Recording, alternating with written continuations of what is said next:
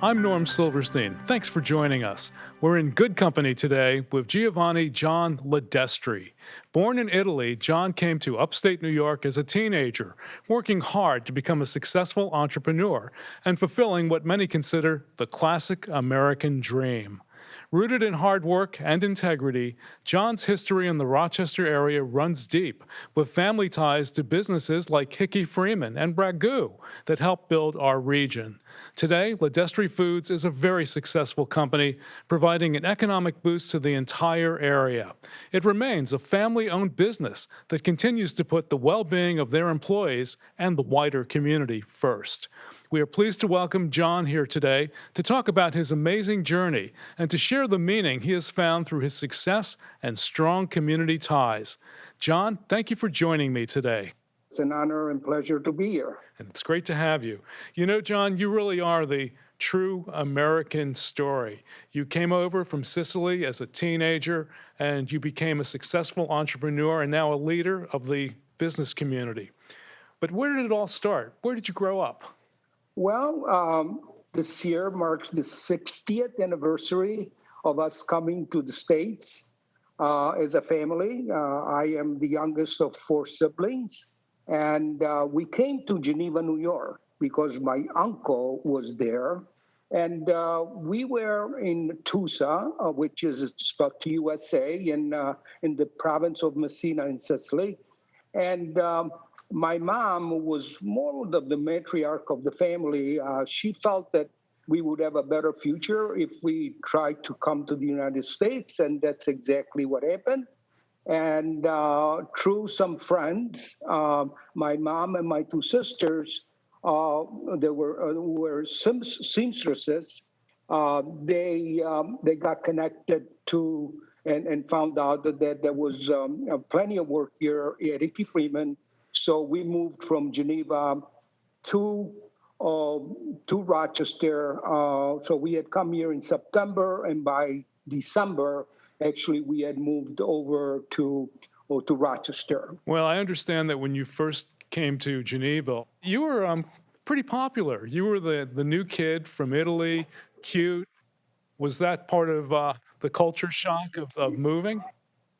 Yeah, it was actually a fun experience because so I went to St. Francis School, was I think in the 7th grade, and I was like somebody novel in not a lot of immigrants I think going to Geneva at that time, and so it had all kinds of.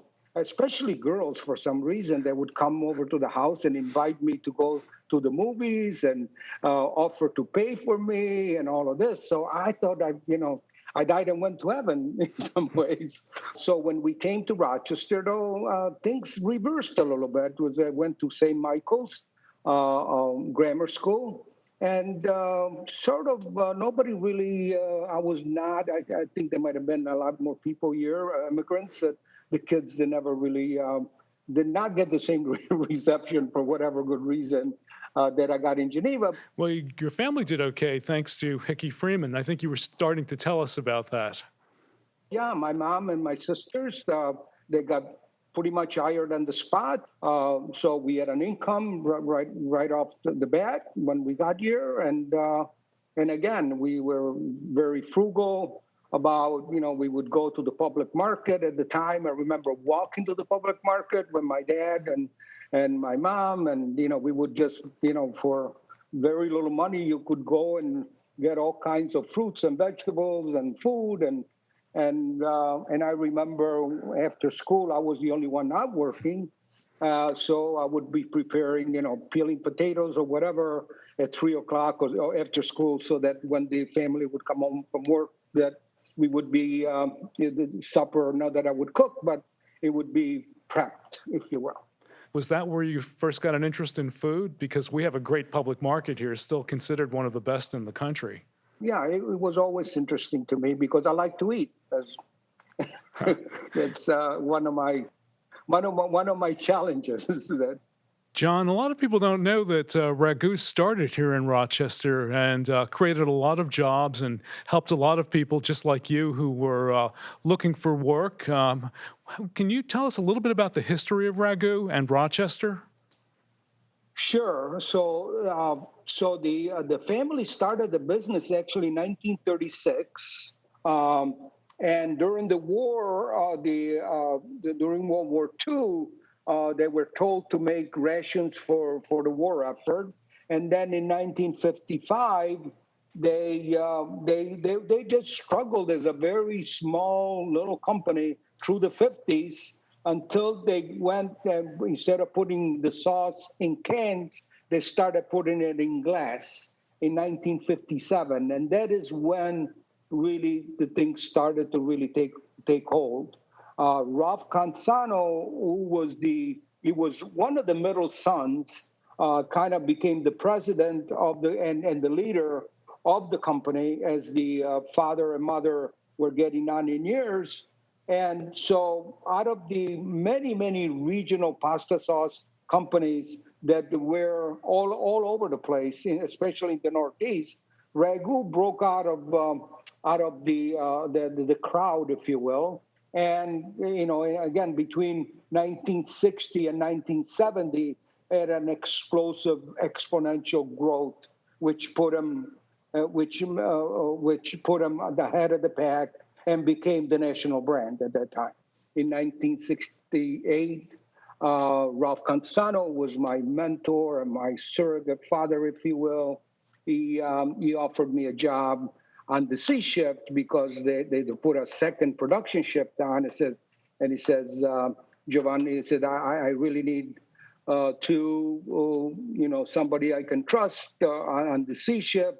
Which was the sanitation shift, where we would clean the kettles and clean the floors and all of that, and we accomplished all of that. So I did that for about 3 years and learned pretty much every facet of the business. And Ralph was also very important because didn't he offer you a position with his cheese company to try to turn it around? And he felt that you were someone who was a mover and shaker and could help? Yeah. So that was the next chapter. So in 1975, after the company was sold and I was there, I mean, Ragu grew exponentially all those years. And then when the new company came over, they put all kinds of structure in and this and that. But I was like a fish out of water at that point because we never, were at all the structure. Although I was open-minded enough to say, wow, I said, I'm going to learn a lot here. These folks are from this big company, and I'm sure I can learn a lot from them. And unfortunately, I was very disappointed after very shortly. I mean, like a year after into this, and I said, I'm not really sure that these people know what they're doing, in the sense of because the growth kind of stopped in some ways or leveled off a bit. And a lot of the bureaucracy that set in, I really didn't feel that I learned a lot from that experience. So I was kind of ready to move on because I was in a corporate world that I was not really comfortable in. And so luckily enough, Ralph, another long story around it, but we wound up reconnecting. And he called me, and yes, he was struggling with this new company that he had started, which was an offshoot of Ragu. And the only reason why he went into it was to try to save some jobs of the people that were there. I recall the time he calls me, pretty much a cold call, and he said, "Well, listen, I know that you and I talked about possibly rejoining me." I said, I think I've got this company which I knew what they were doing. He said, I was wondering if you wanted to talk about joining me. And I remember very distinctly that I said, Ralph, the answer is yes. And it took us about a year and a half to kind of get things stabilized and lose the kind of money that they were losing. And that was it. And so we got it to the point where it was where it was stop losing money, but it was not making any money. So a couple of years after that, after 2 years of this, I said, Ralph, I'll stay with you forever. But I said, I just don't see this business model working. Why don't we go back and do something that we really know how to do, like making spaghetti sauce on a food service level, because he didn't want necessarily to go against his baby, which was Ragu. So was And it he your said, idea or was it Ralph's to make? no, it was my idea, although he was thinking about it as well. He said, yeah, in fact, he says, I've been thinking about it myself.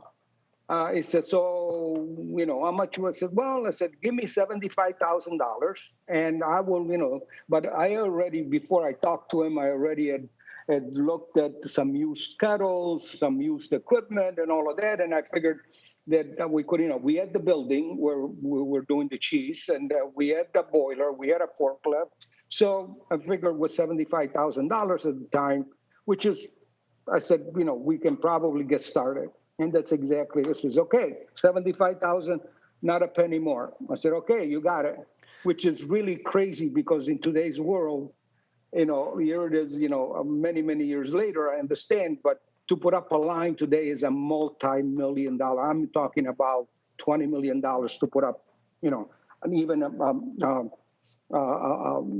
mid-sized line. So to come up, to get back into the business for $75,000, I thought it was a pretty good deal.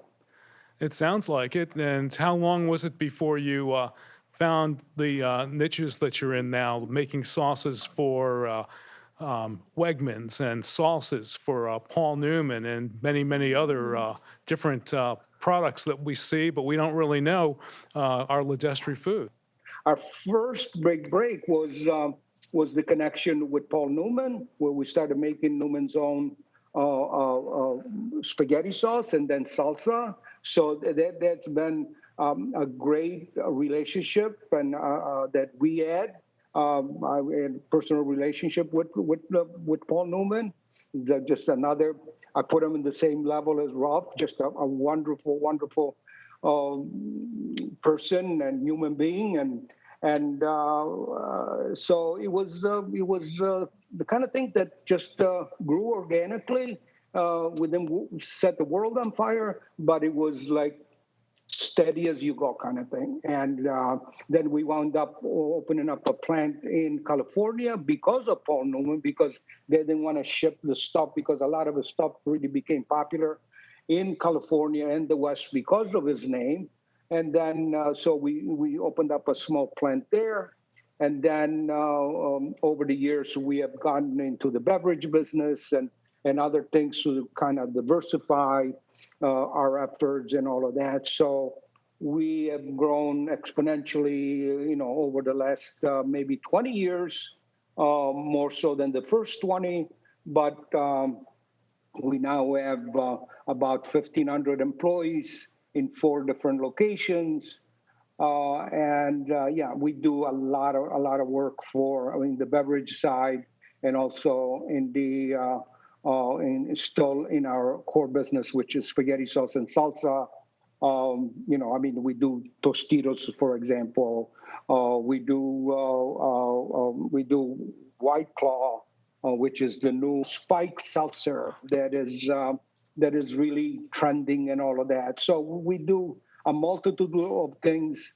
I think that somebody that figured out there's something north of 15 million people a day put something in their mouth that we produce. Wow. I love Tostitos. Do you have a favorite a favorite food that you go into a store and you go, we make that?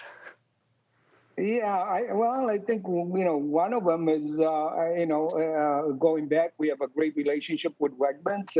So we make their basting oil, which I think is a very, very popular product that they have. Or their fresh orange juice. We have some new technology that we introduced about 4 or 5 years ago called high pressure processing. So we have tried to diversify, and we have, and That doesn't mean that it's been, smooth. We have had some hiccups here and there and all of that, but that's part of the fun in some ways.